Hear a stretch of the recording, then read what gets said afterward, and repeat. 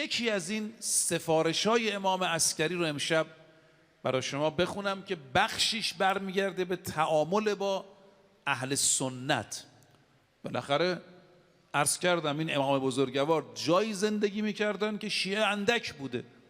حالا ببینیم توصیه های ایشون به ما چیه. من اسمشو میذارم انتظارات امام عسکری از ما.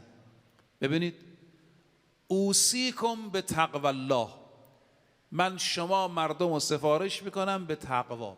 من بارها گفتم تقوا یعنی ترمز، یعنی گناه اومد جلو پاتو بذاری رو ترمز وایسی.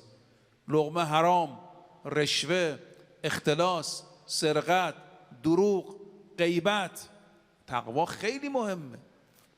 در روایات داریم آدمی که تقوا نداره دین نداره، مثل ماشینی که ترمز نداره. دو، ببینید: والورع فی دینکم، تقوا و خیشتنداری تو دین. بعد فرمودن این جمله قابل تأمله: والاجتهاد لله، تلاش. آقا تقوای کافی هم کافی نیست، تقوای تنها هم کافی نیست، تلاش کنید. بعد فرمودن و صدق الحدیث. این خیلی مهمه. من امشب انتظارات امام عسکری رو از شما تو چند بند میشمرم: تقوا، تلاش، راستگویی. چقدر ما از دروغ داریم لطمه میخوریم تو جامعه.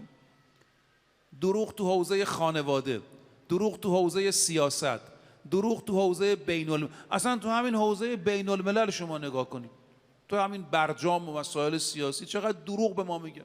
چقدر مهمه آدم عادت کنه راست بگه. امام عسکری فرمود صدق الحدیث، اداء الامانه، امانت داری. امانت فقط اشیا که نیست. امام معصوم امانت، قرآن امانت، خون شهدا امانت. مگه تو زیارت امین الله نمیگید السلام علیک یا امین الله فی ارضه؟ فرمود تقوا، تلاش، صداقت، امانتداری، اینها چیزایی است که به شما سفارش کردیم. و طول سجود، اهمیت به سجده های نماز. میدونید خیلی جاها تو قرآن به جای نماز خدا میگه رکوع و سجود. الراکعون، الساجدون، یا ایها الذین آمنوا ارکعوا واسجدوا تراهم رکعا سجدا.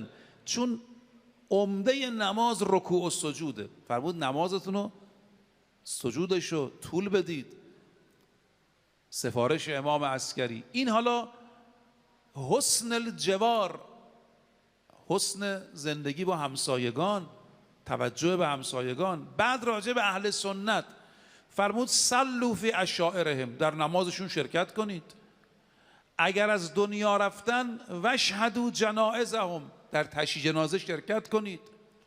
عودوا مرضاهم، اگر مریض شدن عیادت برید، حقوقشون رو ادا کنید. بعد امام عسکری فرمودن وقتی که ما ببینیم شیعیانمون زینت ما هستن ما لذت میبریم. معاشر الشیعه کونوا لنا زینا. خیلی مهمه زینت ما باشید.